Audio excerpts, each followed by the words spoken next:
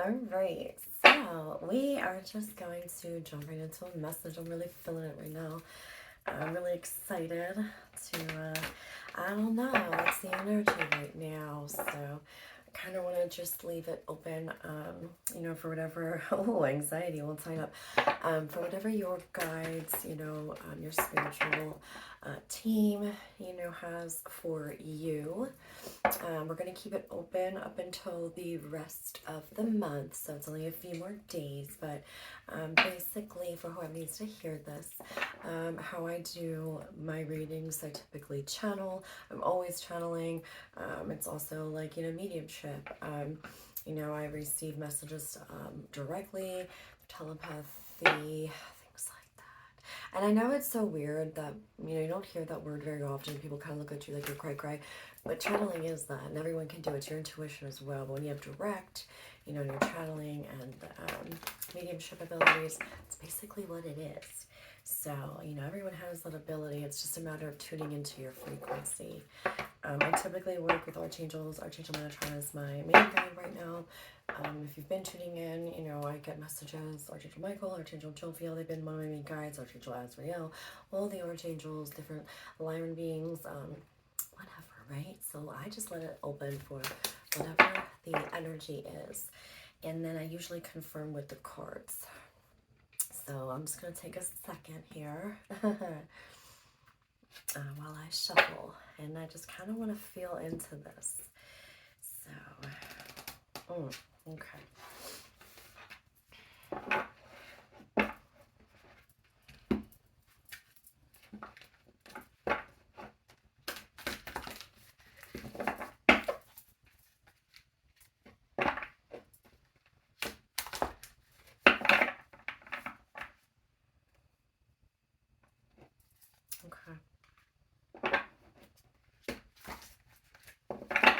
All right, we can start the message. Yeah, all right, so I'm just gonna pull a few cards here and just see what is the general message that your spiritual team has for you, for the viewer. Oof, and that came out quick. First card that kind of just slid out, I'm gonna try to see, was the Eight of Swords. I'm trying to see if I can push this down a little bit so you guys can see a little bit of the table, but then my head's cut off because I don't have it all the way. I don't care. Okay, so, yeah, y'all, you still can't see it, huh? Not really. Yeah. Whatever. Okay, so maybe I should just leave it. I wonder if I could tilt it this way and then kind of, yeah, we might just have to do something like this. I mean, this might, oh, shoot. Yo, could you imagine? Okay, stop. You see what I'm saying? Like, I really do. Like, I just be real, I don't care, whatever, you know what I'm saying? But that way you guys can kind of see too. Some of you guys like this. Some of you guys don't care. My head could just be cut off. But then it's kind of weird. It's gonna be a little weird. Okay, whatever, right? Whatever. Yeah, all right. So first card out, we have the Eight of Swords. So yeah, again, just the energy. Oh yeah, we did with the when I randomly pulled the energy cards too. We had tied up in anxiety. Boom. Okay, so wow. Some of you guys definitely could be feeling a lot of obviously anxiety, stress, feeling like, in a certain situation right now, there's not really much that you can do. It's either you're all in your head about something, or you could be in your head about another person. Maybe they're all tied up, something like that. But again, it's usually your own negative fear-based thoughts. So with this Eight of Swords energy, I'm getting more of, you in your mind maybe overthinking a situation or looking way too deeply into this.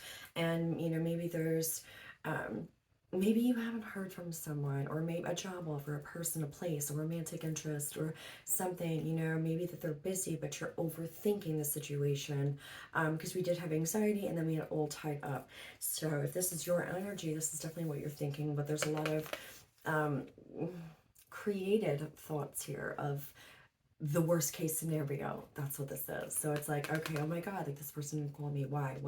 Or, oh my God, I'm waiting to hear back from this job. Like it's probably not going to happen. Or, whatever the case may be. There's so many different things it could be.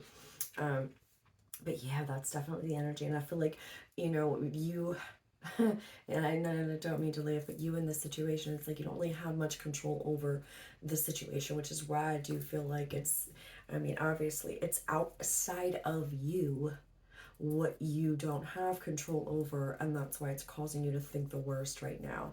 And I do think this is about person. I want to say heavily a person, but it also could be a thing such as like a job or maybe like a relocation, or you're deciding between I just heard two people. So yeah, like I don't know, right? It's weird, right? I don't know. Um, Bottom of the deck, though, we have Strength and Page of Pentacles. So yeah, like maybe you really are waiting for, some kind of offer to come in, and it's kind of stressing you out. But what? Okay. Oof. Yo, that card flew out. Look at that. It is the Devil, and the way it see, oh my god, okay. Archangel Metatron, I love him. I love him too. Confirming exactly what I just said. It like just dawned on me. It literally just dawned on me. Yeah, toxic thinking patterns. Toxic negative thinking patterns. You were all up in your head. That's exactly what this is.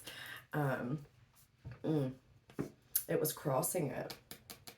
It could also be a toxic connection, a toxic attachment to something, like I said, that is out of your control, but it's causing you to be in your mind, and it's causing you a lot of anxiety, a lot of fear, a lot of projected fear too, though. But I just, with this energy of the Devil, I do feel like it's more of an addiction to always, being in your mind and projecting and rushing right to the worst case scenario. And, there are a lot of people like that, that struggle with that, where instead of trying to find a silver lining or, going to that first, they go to the worst case scenario first. There's no judgment about that. I mean, we all have it to a degree, but I feel like with whoever I'm picking up on, this energy is very, it's on one of those stages where like you feel, I don't know, it's like a mental cage, like trapped in your own mind and your own thoughts right now, and your own toxic thoughts of just fear, anxiety, overthinking. Anxiety though, overthinking, over worrying, right?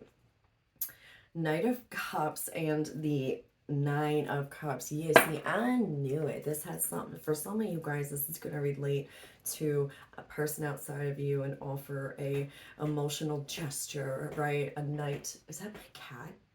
What a psycho. It is. He loves my laundry basket. He loves to put his little paws in it. And that's not noise if you can hear that. But anyways, that's fine. Yeah, my little man. But yeah, okay. So yeah, this is about, something, I feel like that brought you, like, this person, right? I feel like at first, whoever this person was to you, again, gender doesn't matter. It's whatever gender you like. But as far as a romantic interest or an emotional offer as well. Okay, so I'm hearing clearly, okay, so there's going to be two different groups here.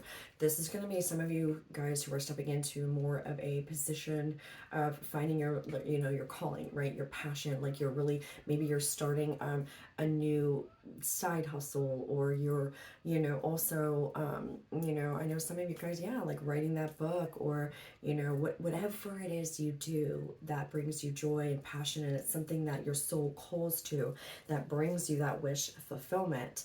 I truly think that this is going to resonate with you in that aspect. If there is not someone outside of you in a romantic interest, it is something so very, emotional, that you're putting a lot of your emotion into, and it's something that you know is going to bring you such joy and contentment and fulfillment, because it's part of your soul contract. That's what this is. It's something that you have to fulfill, and it's something that you came here to do.